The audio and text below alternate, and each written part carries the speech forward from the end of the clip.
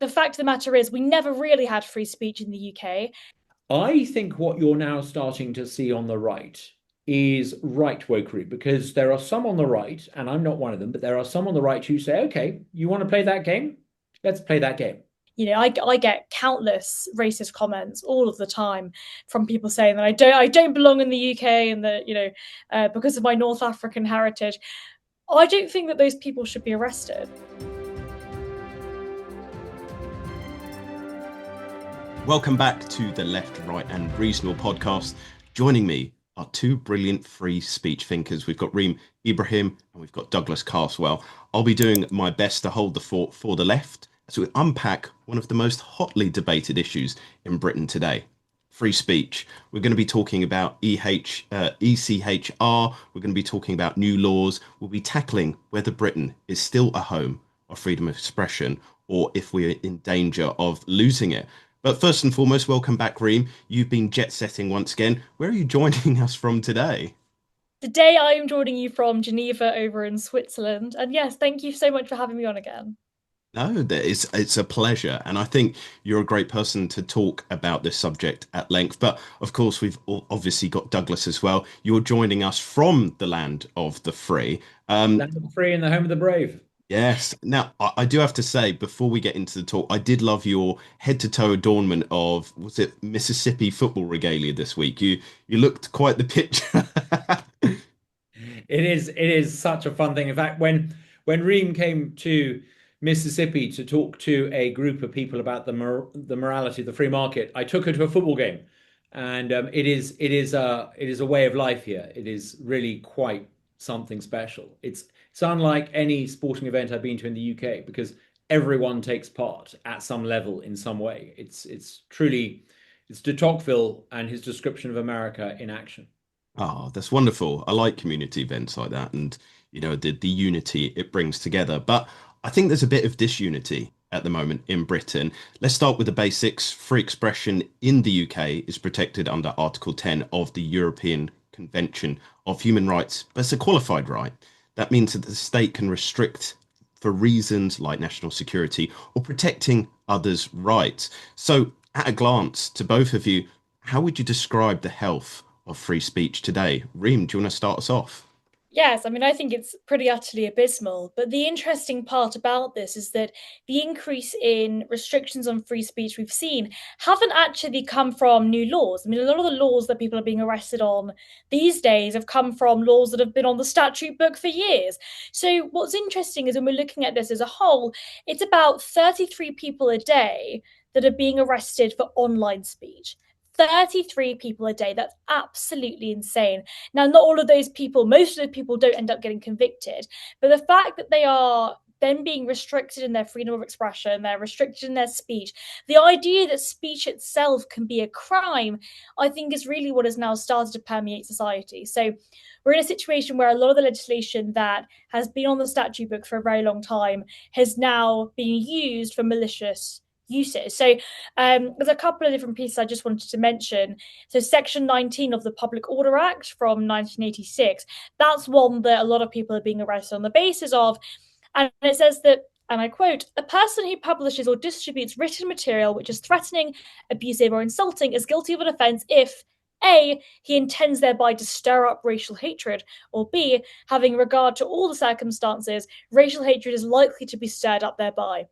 I'm not even really sure what it means when it comes to something being likely to be stirred up. Section 127 of the Communications Act from 2003. A person is guilty of an offence if he sends by means of a public electronic communication network a message or other matter that is grossly offensive or of an indecent, obscene, or menacing character. Now, I've used a lot of language that's pretty obscene. I've not yet been arrested for it, but and then any person who sends to another person, this is from Section 1 of the Malicious Communications Act from 1988, a letter, electronic communication, or article of any description which conveys a message which is indecent or grossly offensive. So a lot of these terms are extremely subjective. But again, the years I've just reeled off, we're talking about the 1980s and the early 2000s. This legislation has already been on the statute books for a very long time, but it's only recently the culture of freedom of expression has I would say completely died in the UK, because there are those fears that somebody can actually be arrested. Now, there are a couple of different high profile cases that I think are really interesting to talk about. There is the Lucy Connolly case. So she was sentenced to 31 months in prison. 31 months. 31 months. I still can't wrap my head around that. For a single tweet. She sent out a single tweet where she was extremely angry, as many of us were, at the absolutely disgusting murder of 8-year-old girls at a Taylor Swift themed dance class last summer in Southport. And as lots and lots of people were, but of course, as a mother, she was, of course, extremely upset at what had happened. And she tweeted something along the lines of, I want the hotel to be the hotels where the asylum seekers are being held to be burnt down and take the government with them for all I care. She went on a walk, deleted the tweet after 4 hours, and she was sentenced 31 months for that one single post, that one single social media post.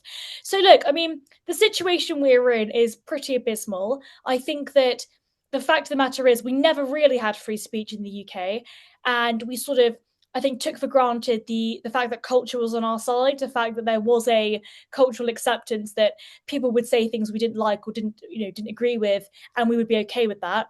And I think we sort of took that for granted. Now the culture has changed, and so existing legislation is being used against us.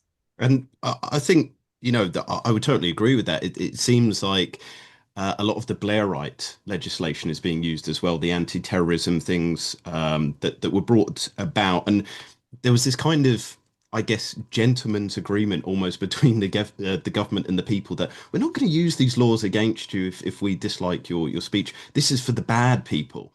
Yeah. Douglas, do you want to add to that as well? Because this is something that you have highlighted and actually written about extensively in terms of your want for freedom of speech to be more strongly guarded in British legislation.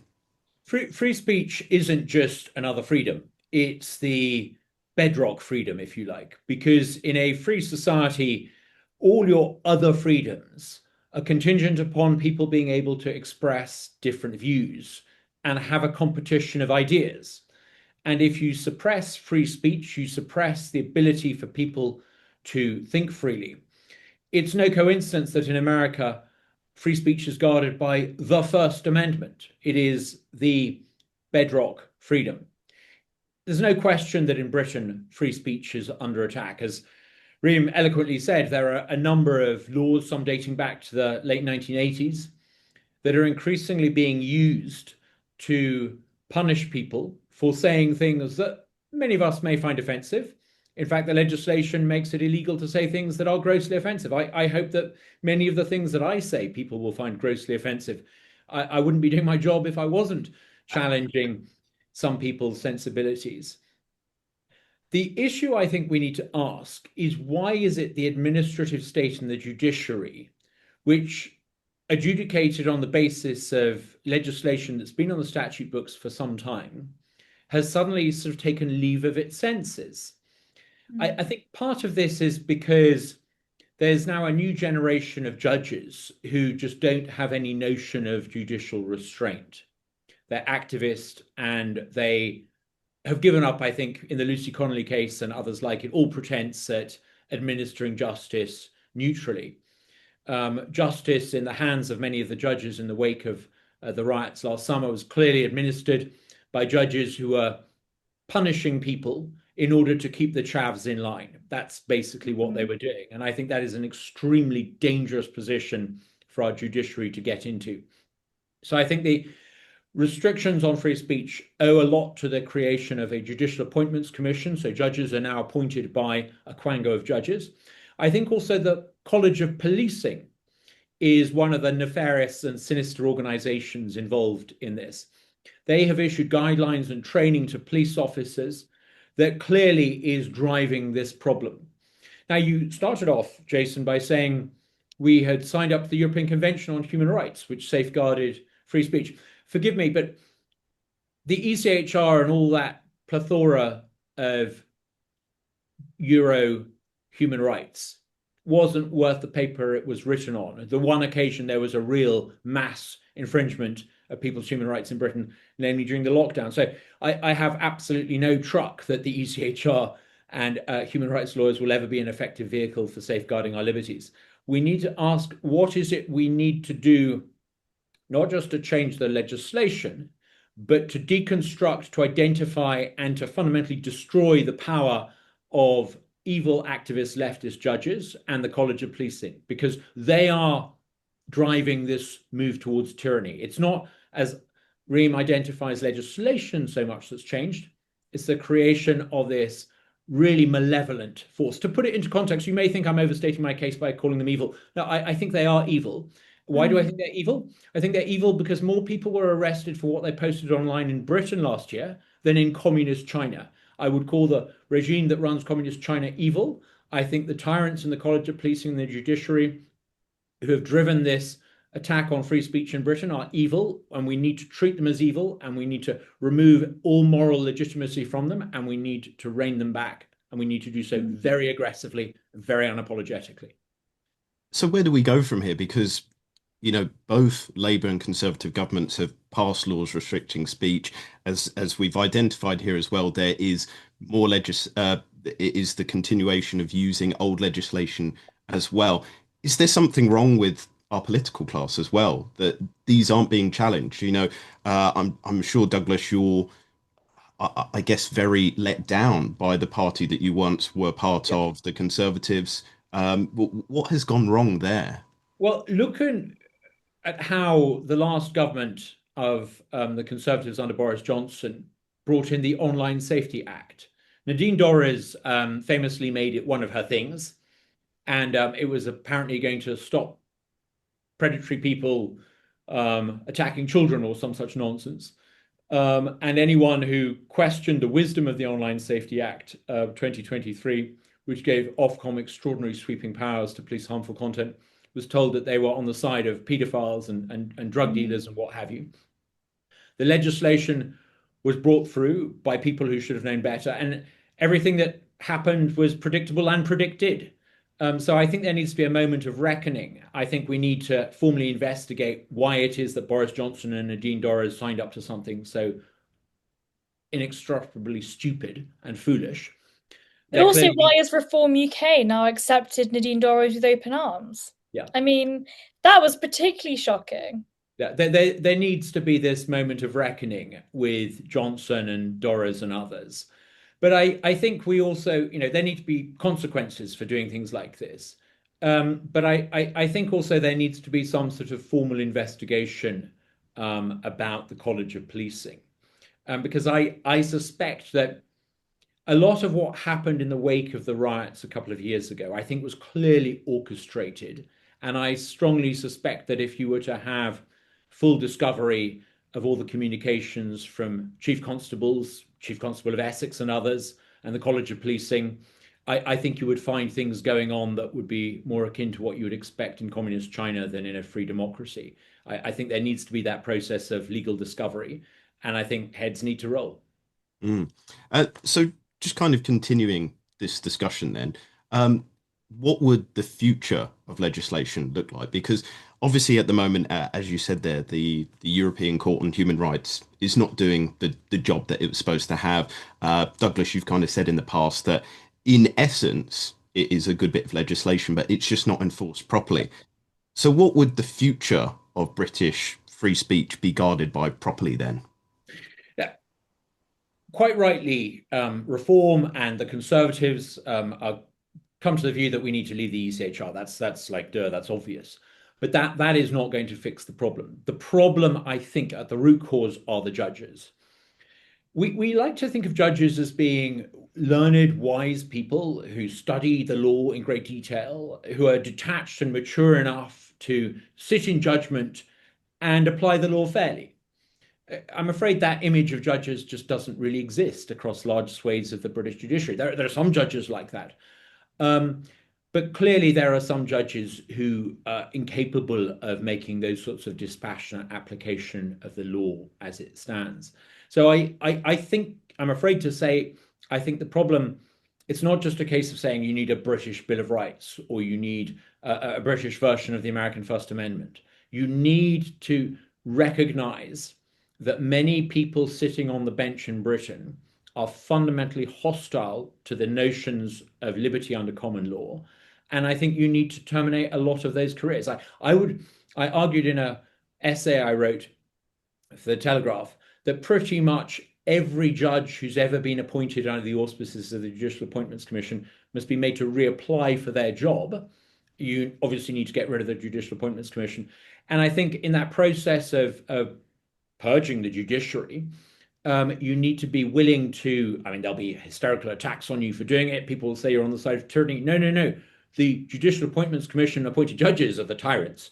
For the sake of our liberties, for the sake of our freedoms, for the sake of our country, we need to regard them.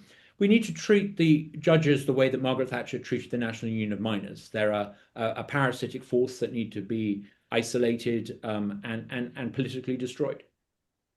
Um, I guess to add to this, Reem, what would be I guess, safe timeline? Because for me, looking at this, the ECHR at least offers some sort of accountability to the government, as we've kind of discussed. Though in reality, that hasn't happened. But what happens if you remove that legislation? There's just going to be a gap there.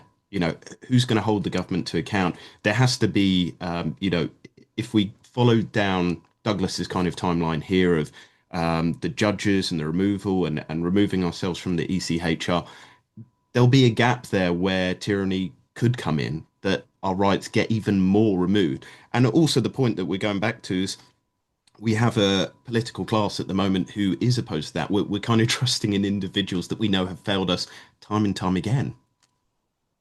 Yeah, I mean, my lack of trust for politicians is basically why I'm a libertarian. So I'm with you on that front. I think, and I'd be interested to know what Douglas thinks about this, but I think we need a First Amendment. I mean, I effectively think that if we don't have the constitutional right to freedom of expression, now in the US, it's interesting. The First Amendment hasn't always been as concrete, I suppose, as it is now. Before the 20th century, really did freedom of expression wasn't as concrete as we might describe it as today.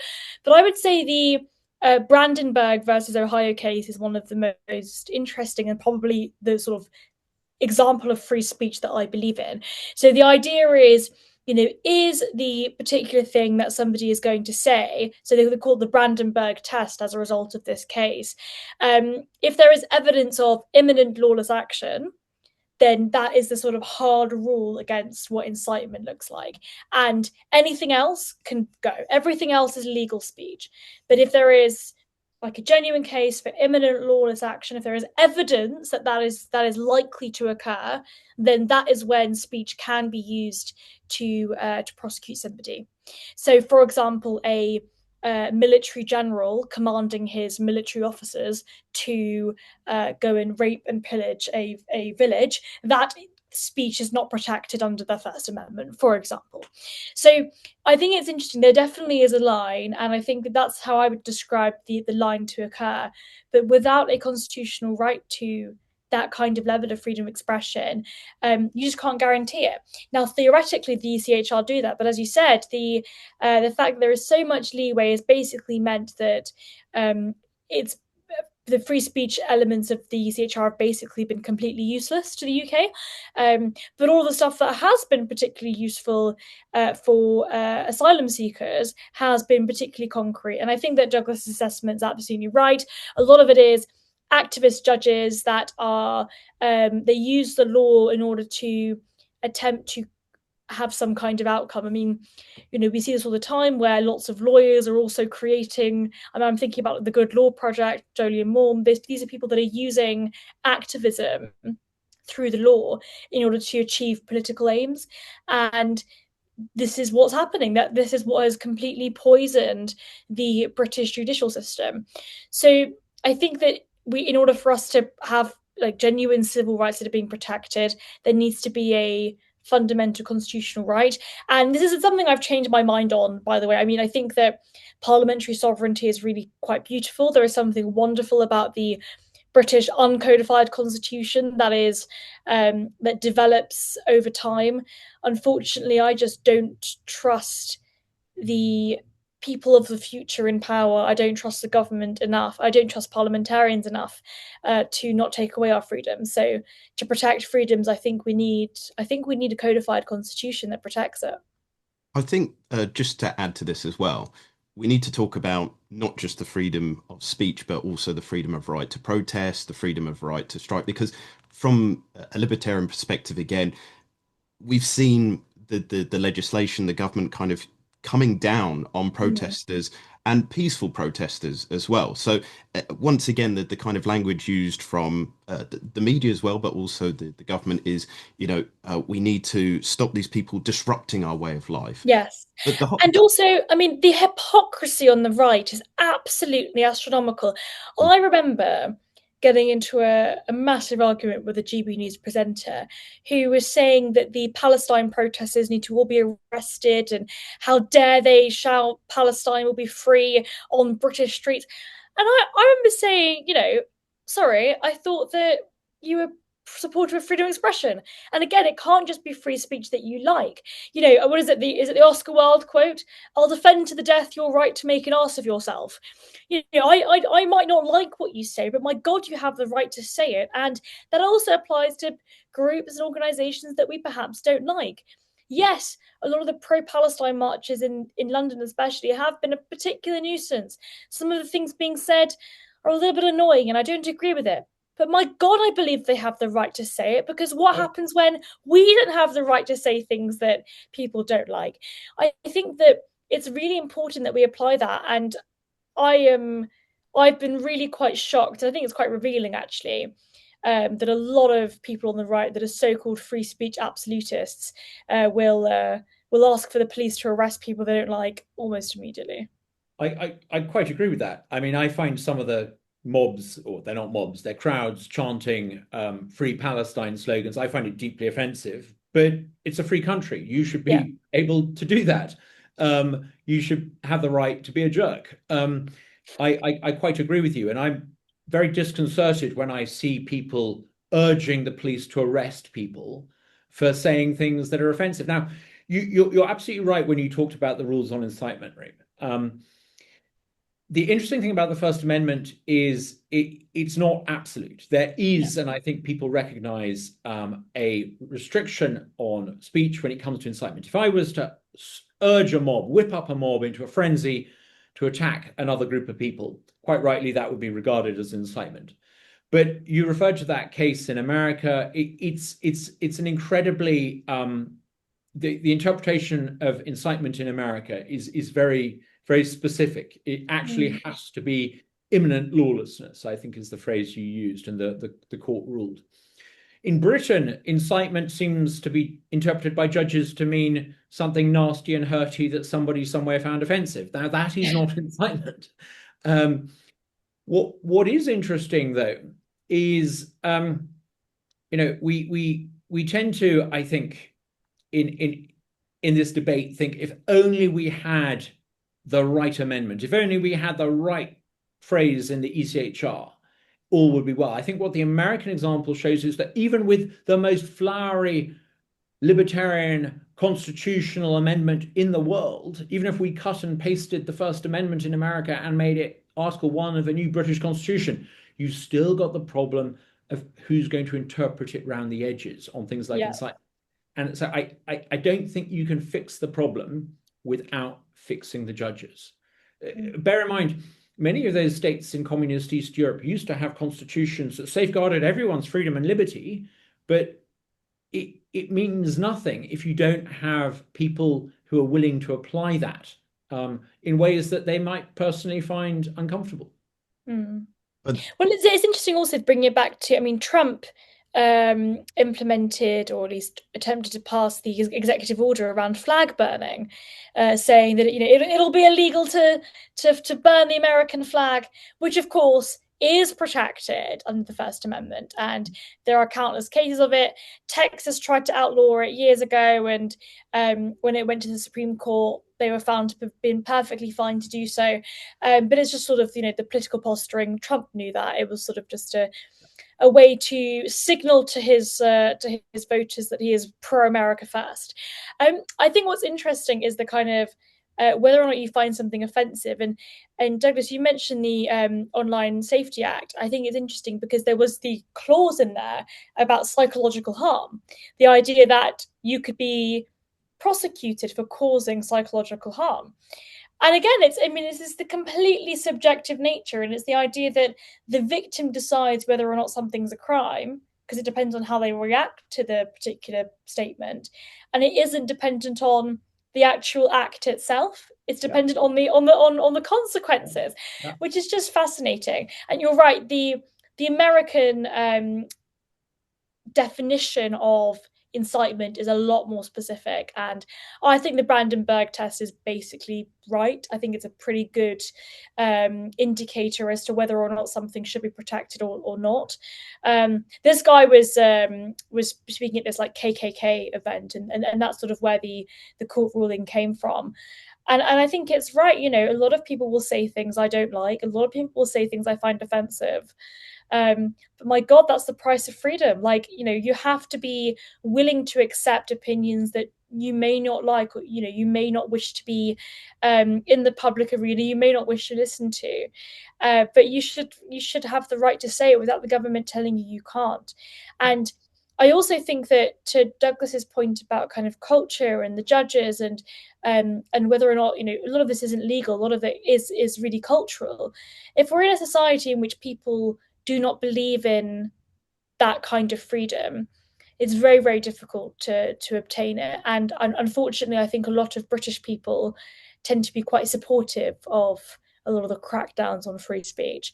And actually, in the US, probably as a sort of long-term consequence of the fact that America started as an idea, is that generally speaking, at least the Americans that I've met and known, have all been very supportive of freedom of expression. Even sort of hard left Democrats tend to be, more on the free speech side than the average British person, I think. This is something that I actually wanted to open out a little bit more. I think there's almost a linguistic issue in the UK that freedom of expression or protest, that the narrative surrounding it is uncomfortability, it's annoying, it's wrong, and I think this is part of the issue, is that slowly but surely we have seen a regression in our rights of freedom of speech and freedom of the right to protest, because people have been educated that, oh, it's a bit annoying, all these protesters coming out. It's not seen as something, as you've kind of said there, Reem and Douglas. This is something beautiful to express yourself. Yes, it might be annoying for one group, but for somebody else, this is for their fundamental rights. And I think that is, I guess, a cultural issue that is becoming problematic in the UK. I wonder if the origins of this, and I think this is where the left and right ought to be able to find common ground. The origins of this go back to, remember a few years ago how in Downing Street they started something called the nudge unit. And the Yes. idea of Yeah. the nudge unit was that a group of experts could manipulate opinion in a way that would lead to certain outcomes. And we were told there was nothing harmful in this. It was, by using science to interpret how you wrote letters to remind people to renew their driving license, you would increase the number of people who renewed their driving license. We were told there was nothing sinister about this. I, I actually think a lot of the problems to do with illiberalism in Britain go back to the mindset of the people who came up with the nudge unit. I think you can trace a direct line from the nudge unit in number 10 Downing Street under governments of all parties, believing that it can manipulate, and that's what it is, manipulate the plebs. Then when COVID comes along, you see this unrestricted attempt to try to manipulate the plebs, to get them to take vaccines and not to riot and to sit at home and to meekly do as they're told and to not question the fact that the origins of the virus might be different to what the state wants us to believe. It puts dweebs like Matt Hancock in charge of our lives, and if you protest, you are the nudge unit mentality then tries to cancel you. It then gets even worse. Today, we now know that the Home Office puts a lot of effort into running PR campaigns to try to tell the plebs that they shouldn't complain about immigration, they shouldn't protest about foreigners coming into the country. And we now know that there is a really quite large public government effort to manipulate opinion on immigration. I wonder if there may be some direct line between the nudge unit and the so-called National Security Council. I don't want to sound paranoid, but I think the British version of the deep state, the nudge unit, in office, whoever's in Downing Street, the National Security Council, the Home Office officials, I think they are a lot of what has gone wrong. They believe that they have a mandate to manipulate the plebs and tell the plebs what to think and cancel disruptive thought. So when you get someone like Tommy Robinson come along, who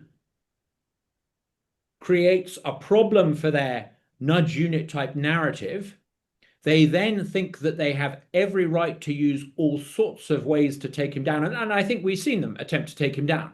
Clearly, when he tried to come into the country a few months ago at Dover, the police behaved as a judge. There's still one honest judge out there, found that they were behaving in a fairly disgraceful way. So I think we see something really quite sinister in Britain with the creation of a deep state in the business of manipulating what the chavs think and willing to take down anyone who defies their narrative, rather like the Soviet system. Mm, They've created lie upon lie, and anyone who speaks the truth becomes a threat to them. yeah. Mm. I think that links a lot to, uh, I might be incorrect here, but Robert Cialdini, he was brought in by David Cameron, and then it's kind of spiraled from there. What I wanted to say to both of you is, Douglas, you've kind of blamed lefty judges and things like that.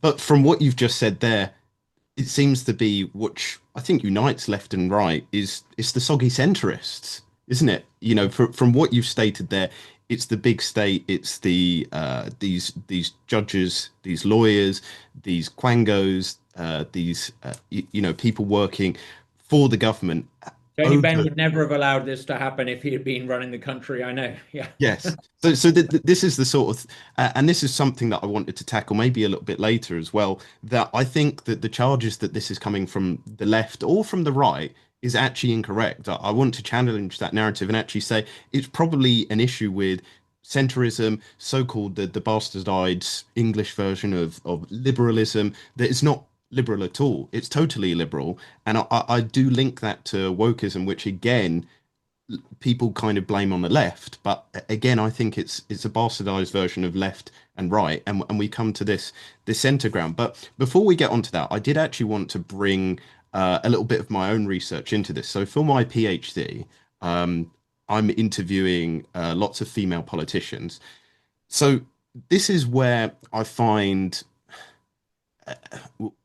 maybe a discussion point of what needs to happen in the future as well surrounding free speech. Basically, how do we make free speech to people surrounding us better?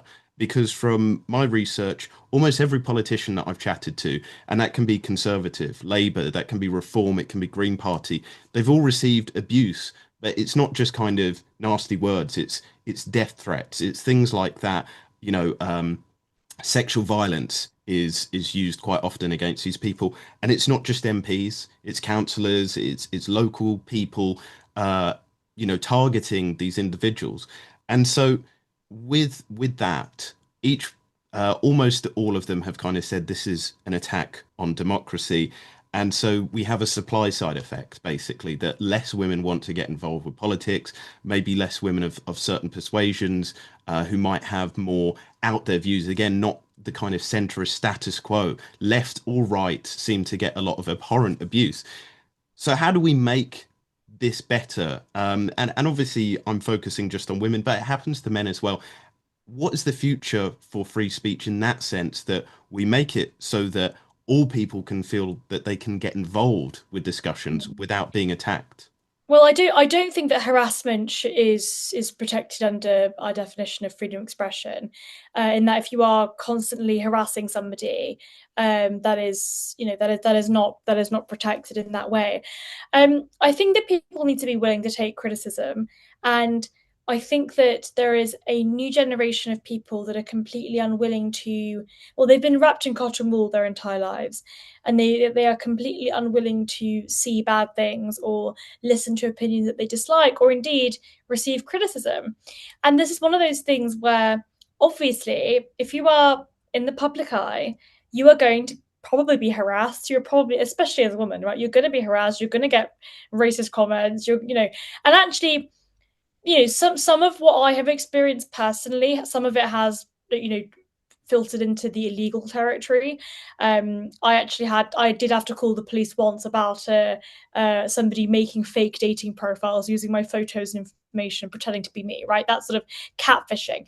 But I think, generally speaking, if you're a politician or if you're somebody that puts yourself out there and you have public opinions, you have to be willing to accept that you are going to face some adversary. I mean, I get countless racist comments all of the time from people saying that I don't belong in the UK and that because of my North African heritage.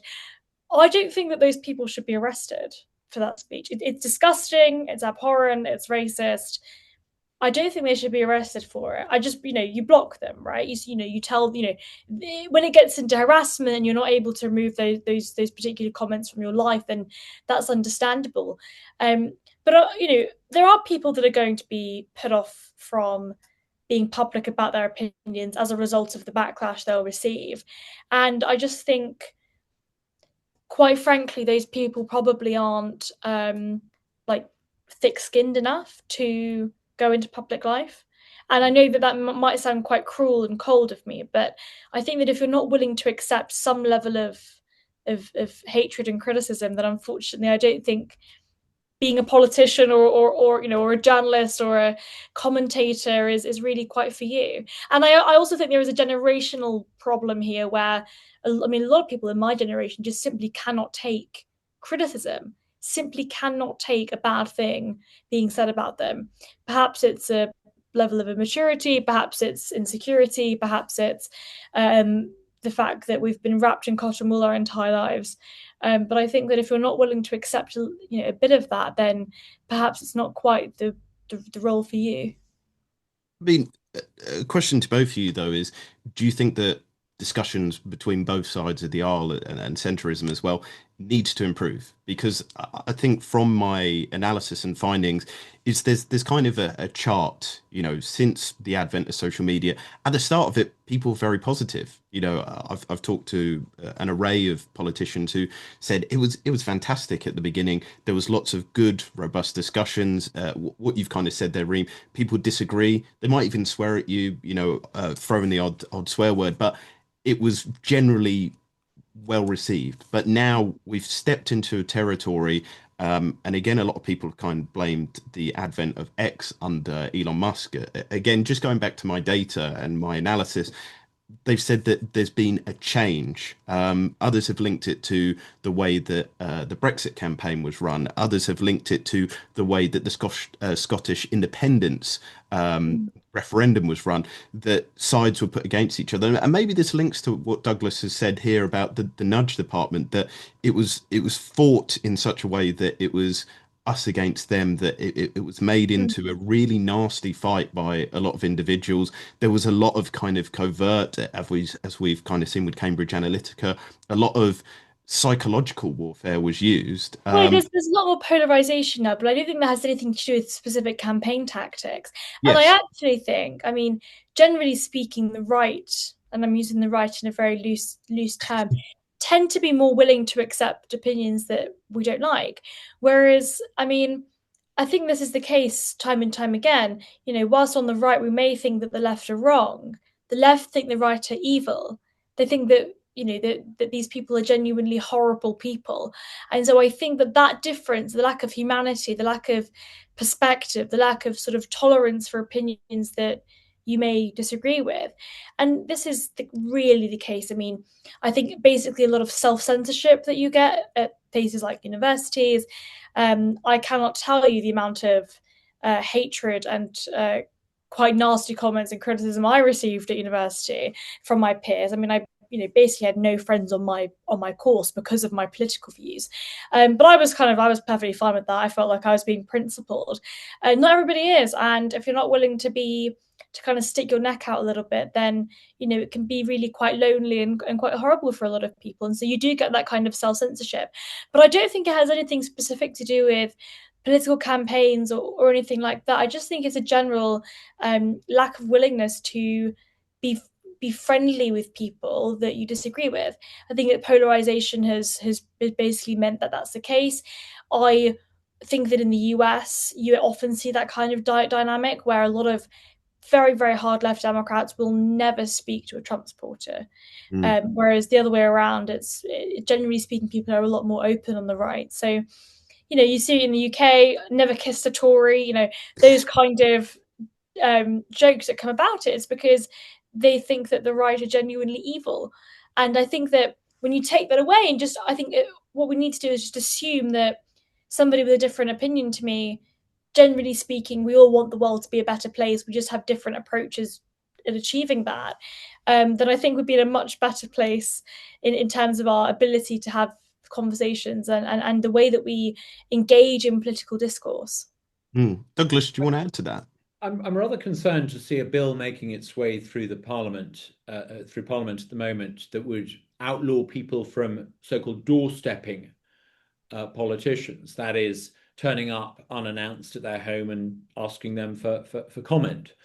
Um, why? Well, it happened to me, and it was not particularly pleasant.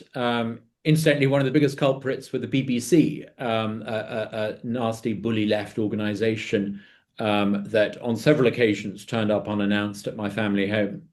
But I didn't really complain about it then. I didn't really complain when I had to be rescued by a left-wing mob by the police in Westminster shortly after I was elected as UKIP's only MP in the 2015 election. I didn't even complain when, in the wake of the Brexit vote, my child was thrown out of her school in West London because presumably the outraged Remain parents at that school couldn't stomach the fact that their 8, 9-year-old daughters were having to share the playground with the supporter of Leave. I didn't complain about any of that. And those were things that had real world consequences. This wasn't just people being nasty on Twitter. This was real nastiness. I didn't complain about it for the same reason that Reem, I think, very admirably doesn't complain. She says, that is the price you have to pay for being in public life. It's not nice. It's not pleasant. It's deeply unpleasant.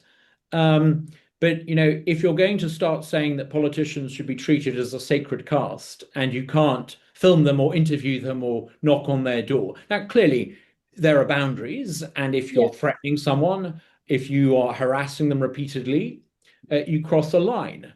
But I think the idea that you need to protect politicians, I mean, it would be extraordinary, wouldn't it, if you passed a law to protect politicians from being exposed to hurty words online because of their stupidity in passing, say, the online safety bill, but you were to do nothing about the fact that you sort of demonized Nigel Farage for years and encouraged left-wing mobs to attack him and his family. I mean, Nigel Farage has been on the receiving end of more personal abuse. I mean, so much so that the man can't actually use public transport. After I was attacked by a left-wing mob in London, I insisted upon continuing to use public transport, despite having £250,000 of short money available should I wanted to use Uber. But I insisted on using public transport because I want to live in a country where politicians have to use public transport. I think it's a good thing.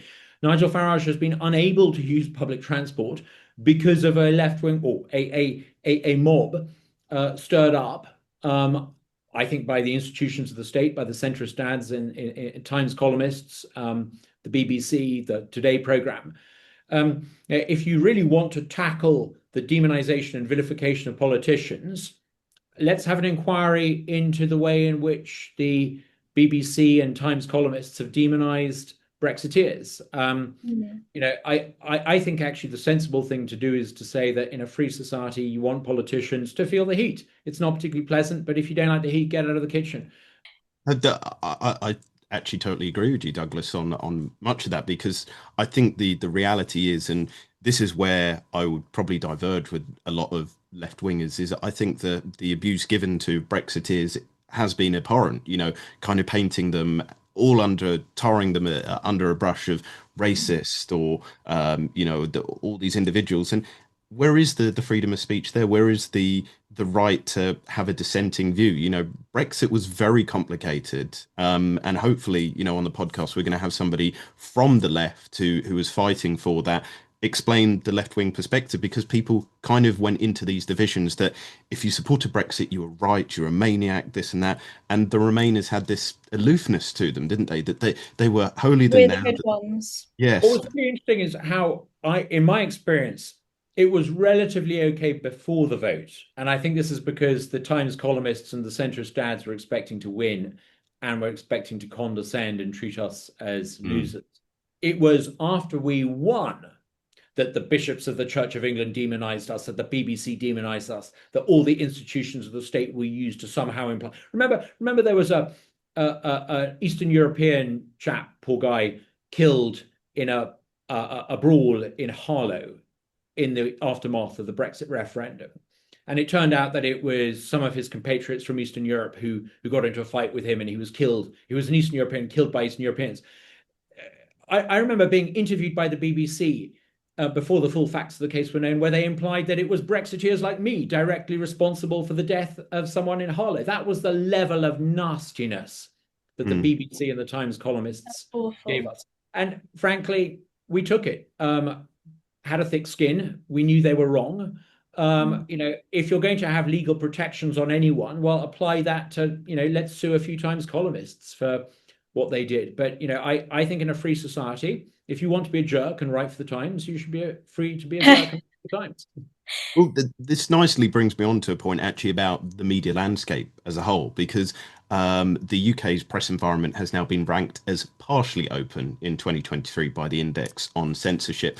But you look at kind of authors like Oliver Burlow who talk about our libel laws being far too stringent and allowing rich and powerful to silence journalists. Then you look at maybe the campaigns of I forget the recent one who declassified UK, who've lost their ability to go into Parliament now because of questions that they're asking about the Israel-Gaza conflict.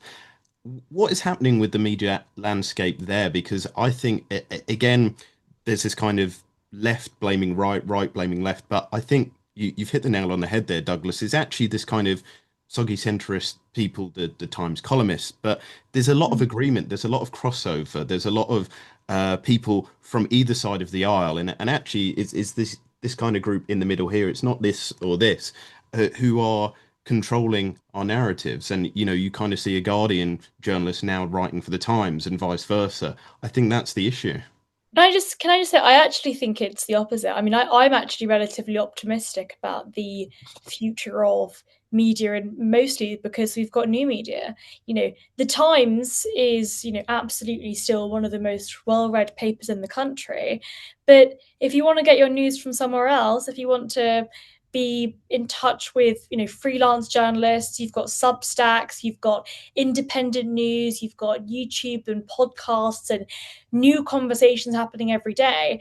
And those are things the government can't stop, because technology, I think, is one of the most brilliant keys to freedom. And this is one of those cases. It's very, very difficult for a large wealthy person to sue an independent journalist for libel, but it's a lot easier to restrict the what is allowed to be said in a larger paper like the Times, right? And yes, the Times, Telegraph, all of these, huge papers are going to have a much more broad reach. They tend to have an older audience, but it's also the case with like television, right? Like, yes, there is a barrier to entry to get onto television. There is that barrier, but it matters less now because you can make your own videos on TikTok. There are other ways that you can communicate ideas, and actually, I'm more optimistic about it because I think technology is really that key to unleashing us from the shackles of the Times columnists. You're spot on. The most interesting ideas, certainly on the right, and actually I think on the left too, tend to be coming from Substack. Yeah. You've got brilliant writers like Ed West, who wouldn't dream of writing for something like the Times. I mean, the Times, who gives? They write for Substack and they earn a good living doing that. So it's not just X and Twitter. I think Substack and the democratization of opinion forming that's happening on Mm. Substack is very exciting. This is exactly why I started this podcast, because I wanted to have these differing ideas to actually discuss across the political aisle, because the power structures that be with the media landscape aren't allowing that sort of thing, and like you've kind of pointed there, this is, freelance, this is independent from that. One final thing on, I guess it's kind of linked to the media landscape, but the powers that be, the powers of politics, the structure within it. One thing that I found very shocking, but also unsurprising, because people shouldn't be surprised at how authoritarian Keir Starmer is. If anybody did their due diligence and didn't read the kind of Times and Guardian columnists, the kind of power structures within Labour, about regularly suspending MPs who voice discontent over some legislation. As a former MP, Douglas, this must be so worrying for you, stifling dissent. It must be an affront to the position of an MP, but also an affront to democracy, basically. These are people who should have the voice to stand up not only for themselves, but for their constituents too. I look at the opinion polls and I see a record surge on the left for the Greens and for others on the left, and I can't help thinking that this is a consequence. The old way of doing politics meant that the whips and the people who ran the Labour Party or the Conservative Party could essentially stifle dissident debate. You had someone who came along and did an Enoch Powell and said something that was a little bit too out there, and you could marginalize them. You can't do that now because they will go to a party. It could be the Greens on the left, or the Gaza Independents on the left, or Reform on the right, or perhaps something even further on the right that may emerge sooner rather than later. And you no longer have the ability, if you run a political party in Westminster, to police the parameters of what is and what isn't acceptable discourse. So I think Keir Starmer is probably a sort of 1990s man trying to do politics in the 2020s, and I don't think it's going to work out well for him. Here's just a thought. We're programmed to think left, right, and I think we've all agreed that the discussion here doesn't really fit into that. There's an issue of perhaps a sort of technocratic centrist dad, we call it the Times columnist mindset for shorthand. Let me try and create a sort of a framework to think about it. Perhaps the centrist dad, the soggy centre, the technocrat, the nudge unit types, perhaps their ideology is really a theory of knowledge. They're not even aware they've got it, but it's a corruption of empiricism. They believe that they are empirical, and they believe, as they did during COVID, follow the science, that what they are doing is so reasonable that anyone who disagrees is unreasonable. But they have a theory of knowledge that, as the philosopher and physicist David Deutsch might say, is inductivism. It is a corruption of empiricism. It is, for example, a belief that would allow you to say you're following the science and therefore you cannot dissent, without realizing that science is all about dissent. You see this mindset in the nudge unit. You see this mindset in trying to manipulate opinion in the wake of recent riots. You see this mindset in the setting of interest rates by central bankers, in the belief that you can get people to stand 6 feet apart and change the trajectory of a seasonal flu infection.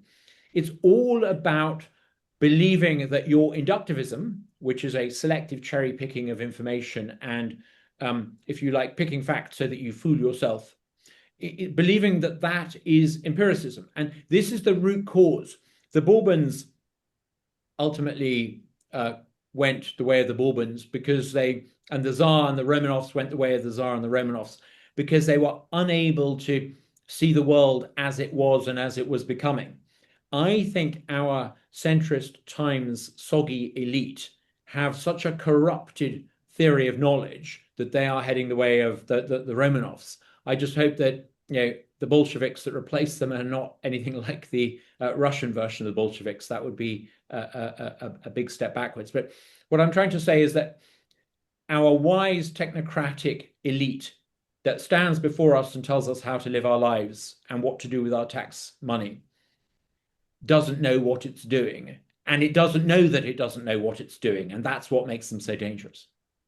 I think it's interesting actually talking to both of you, because you both admit as well, as I would admit as well, that I've changed my opinion on many things, whereas these individuals, that they're always right. They've never made a mistake in their life, and I think it also kind of links into the Francis Fukuyama's end of history kind of comments that you Mm. know everything's sorted. We can't think of anything better to do, so we're just going to stick with this centrism down the line, politics, liberalism, all that kind of thing. And I think that was deeply damaging to the psyche as Fukuyama well. Fukuyama famously quotes, I think, Nietzsche when he talks about men without chests. I mean, if you Yeah. want an embodiment of men without chests, think of Matt Hancock telling you how to live your life during COVID, Yeah, the ultimate men without chests. It's, yeah, I think it's also the unwillingness and dislike of freedom in that respect. I mean, it's sort yeah. of, I almost want to give those people a hug. Do you really not like yourself that much that you want the government to take away all your freedoms? Yeah. Yes, they're like children at school once again. I think I Please think tell me Dominic what to do. I don't know if you're allowed to do it, but Dominic Frisby has just released. I don't know if you know Dominic Frisby. He's this wonderful sort of anarchic comedian who writes subversive songs that do very well on YouTube. And he's just released his latest one, which is basically people urging the government to govern them more and govern them harder and govern them stronger. Oh, I've not Maybe seen this. Oh, I've definitely got to watch it. maybe some of this is self-inflicted. Maybe we as British people have made the mistake of thinking that more government is a good thing. Maybe the fault lies in ourselves as much as it does in SW1. Maybe they have a power kink or something that they just like being told what to do. um, the last thing that I wanted to bring it on to, though, was the culture war, the woke debate, because again, I wanted to contend with you both that wokeism is leftism. Because for me, I find wokeism abhorrent as well. I find it an insult to the kind of things that the left have really strived for. Workers' rights, the right to freedom of expression. But also one of the things that I find very upsetting is actually wokeism quite often attacks those people that the left have really strived to work for, which is the working class in this country. And Douglas and I have talked about this before, Reem, but one of the things that I find terrible in this country that the left has abandoned, but that the right does very well, is actually talking about young male working class white boys who have been left behind by multiple organizations, but also the discussions around health, life, freedom, jobs, and the fact that the suicide rate amongst young men is so high, and yet Mm. nobody talks about it because it has now been absorbed into this woke debate. Is it Men's Health Day today? Is that right? Something like that. I remember seeing it on X, and the government have published some sort of 10-page report on how to improve men's health, which of course includes more restrictions on things like gambling. So it's just sort of an excuse to have more government. It's an interesting question, I think, because the culture wars I've never really been particularly interested in. I think that they are pretty boring. I think questions about culture should come from individuals, not come from government. But there has definitely been a dismissal in the economic downfall that has been faced by many of the sort of white working class boys or anybody that's in that category, and it's not seen in those sort of EDI, equality, diversity, and inclusion schemes. Where, I mean, one example is like the government's civil service fast stream. There is one that is just for Black, Asian, minority ethnics, and what is utterly bizarre to me is that the intention behind it is to stop racism. And so they do that by creating a racist scheme, a scheme that is literally designed to pick people based on the color of their skin. If that's not racism, I don't know what it is. I mean, that is very clearly discriminating on the basis of race. And so, I mean, I think that a lot of the cultural stuff, as I said, is pretty nonsensical. But this, I mean, the EDI stuff, I think, is really quite damaging. And look, a lot of it comes from the legislation. A lot of it comes from the Equality Act, which I think needs to be abolished. I think a lot of it comes from legislation that has prioritized groups over other groups, and it basically encourages people to have groupthink and not be individuals. The fact that I am of North African heritage and I'm a woman, and none of those things matter really when it comes to what should matter in a meritocratic society. So Yeah, I mean, I think it's an interesting question. I think it's important to sort of separate that from the what I think is the pretty nonsensical stuff in the culture war debate. I think are pretty boring. But the legislative and legal implications of like genuinely racist policies, I think is really, really quite scary. And of course has an impact on British white working class boys because they do not count in any of the oppressed categories, and yet they are, at least economically speaking, some of the most suffering demographics in the country. Mm. Douglas, do I, you want to add to I that? worry about I worry about the emergence of the woke right. Why do I say that, and what do I mean? A, a couple of generations ago, very famously, Martin Luther King stood up in the middle of Washington and gave that famous speech about how he wanted his two little girls to grow up in a society where they were judged not on the color of their skin, but the content of their character. Mm. When he did that, he was speaking to an idea. I would say maybe it's a polite fiction that all people are created equal. It's a fiction that I think is central to the Western political um, tradition, that everyone is of intrinsic worth. Now, I use the word fiction because what happened since is the left then came along and said, we don't want a colorblind society. We don't want to make real Martin Luther King's vision. We do actually want to govern on the basis that people have immutable characteristics, whether it's race or gender or whatever. And we're not going to treat everyone equally. We're going to take into account the fact that some people are supposed victims in a hierarchy based on their immutable characteristics. And this is what you might call left wokery. And we see it very prevalent in boardrooms, university departments, public life in Britain. It's racist, it's discriminatory, it's anti-white racism. Not always anti-white racism. Quite often it's anti-Asian racism too. But it's prevalent. It's left wokery. I think what you're now starting to see on the right is right wokery, because there are some on the right, and I'm not one of them, but there are some on the right who say, okay, you want to play that game? Let's play that game. If you want to say that not all Americans are the same, we are going to think of ourselves as being hyphenated Americans from a white or European tradition. And I think if you start to do that, you end up in a very, very murky place. We're already starting to see some of us like loony. I mean, it's too easy to call them loony, but some on the right saying things that would have been unthinkable in the conservative movement 5, 10 years ago. Now, one of the things about the internet is it allows anyone to come along and say the most obnoxious things and to claim to be a conservative, and it's much harder to police them and to police that. But I do worry. What the left, I think, has unwittingly done is wake up on the right people who will agree with them that not all people are created equal, and they're not going to make the pretense to have equality before the law from all Americans, or in Britain, all British. And I think this is very dangerous, extremely dangerous.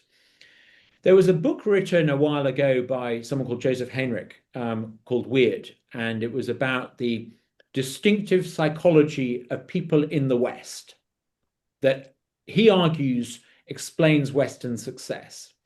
Western success, he argues, is a reflection of a distinctive Western mindset, a distinctive way of thinking. Now, I think if we're not very careful, if the left insists upon treating different people differently based on immutable characteristics, you will see mainstream conservatives, not people just on the loony fringes, but mainstream conservatives take the weird ideas and say, fair enough, we believe the Western way is better, and we're not prepared to compromise on that. And I think you're already starting to see this. So I worry about that. And I'm not sure where it leaves the idea that all people are created equal in possession of the same inalienable rights. Perhaps we all need to buy into that polite fiction again.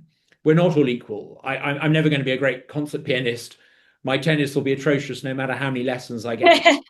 We're not all equal, but I think we should all subscribe to the idea that we are equal under the law and Mm. have equal opportunity and are of equal intrinsic worth. Even if you're a useless tennis player, you are still the same worth as any other human being. The left has moved away from that idea, and I think we're starting to see some on the right do so too, and it should Mm. alarm people like us. Yeah, Just to conclude on that very quickly, DJ McCloskey, the American economist, is writing a book currently on equality of permission, and I think that that sort of encompasses what you've just described, Douglas. The idea that everybody is equal, but they are equal in the amount of freedom that they deserve, and that it is limitless. So the idea that we're all equal under the law, we're all individual people that have the equal rights to freedom. And I think that's probably, at least in my view, one of the most interesting and attractive descriptions of the term equality that I've ever heard.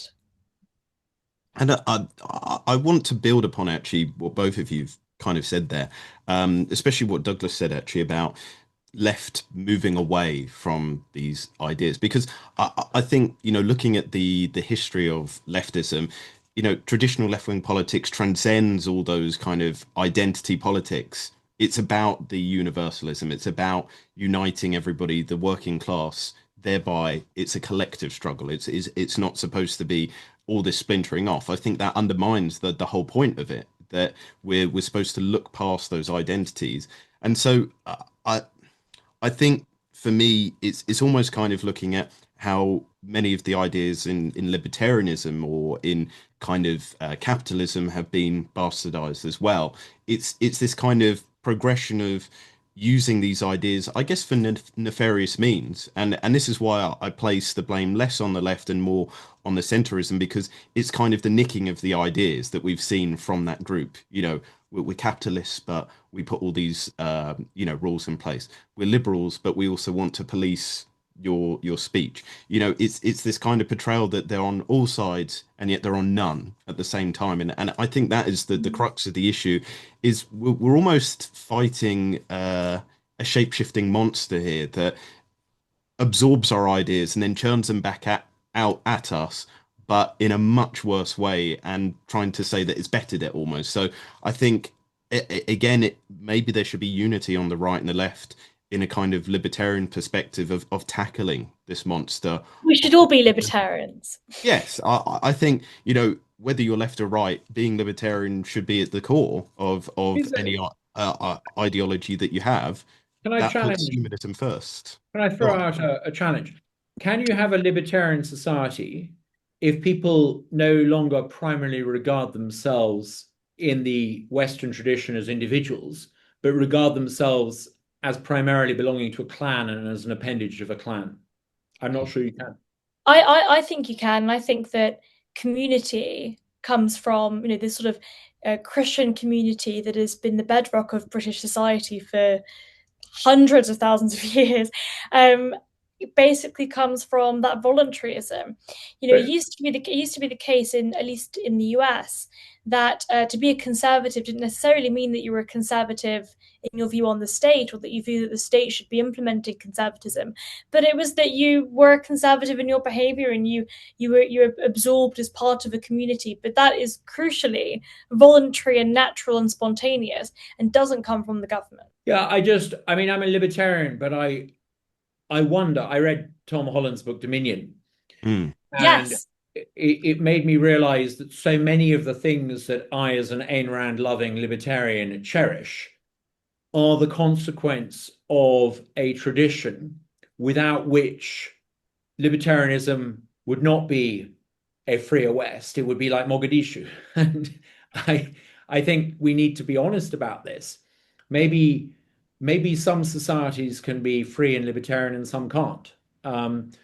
I I fear that you talked about Fukuyama earlier. I fear that people like me were rather naive in thinking that human nature is universal. And I don't think it is.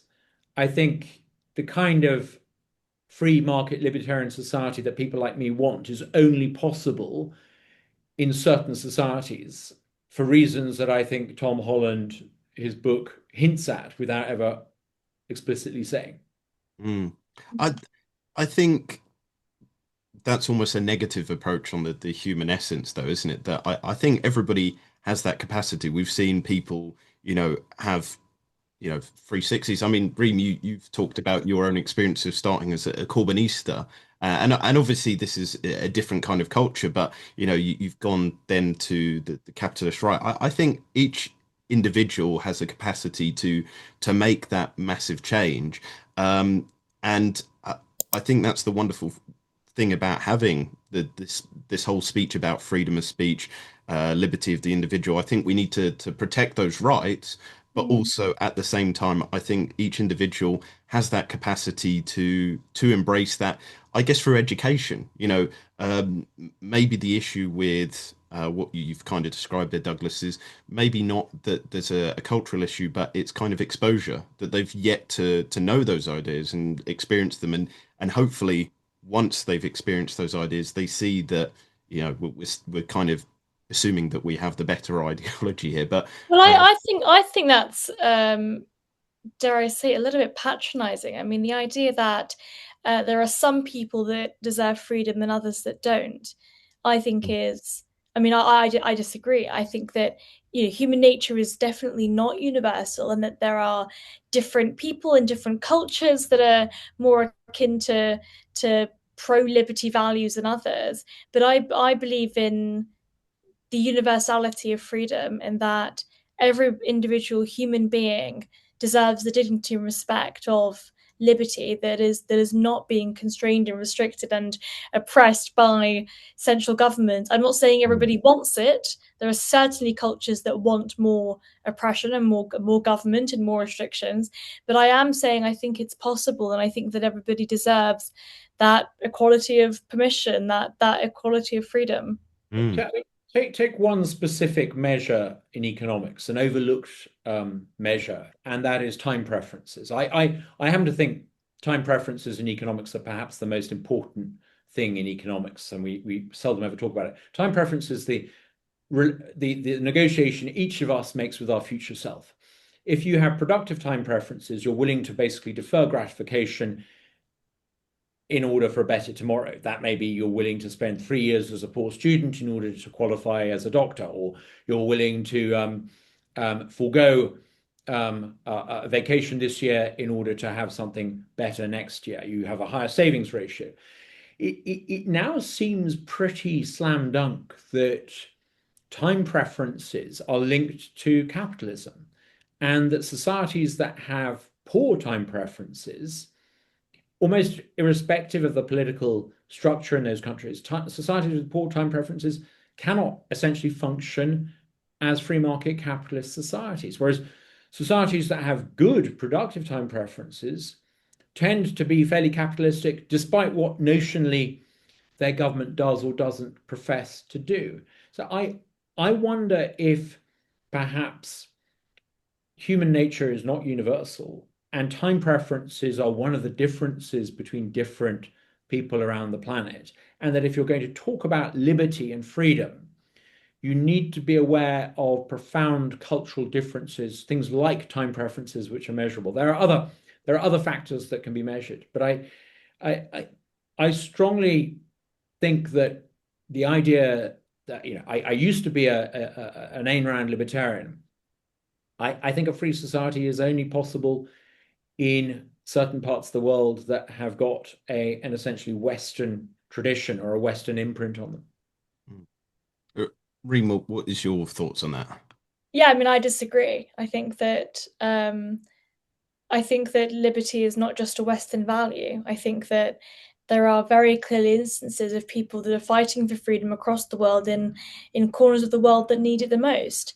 I think that there are definitely certain cultures that are, it's a lot easier to ensure that liberty is entrenched. I mean, I would say, even just comparing the US and the UK, I think that fighting for the concept of freedom or liberty is much easier in the United States than it is in the UK, and that's a cultural difference. But yeah, I don't believe that freedom is only applicable to the West. I think that freedom Mm. is a universal concept that everybody deserves.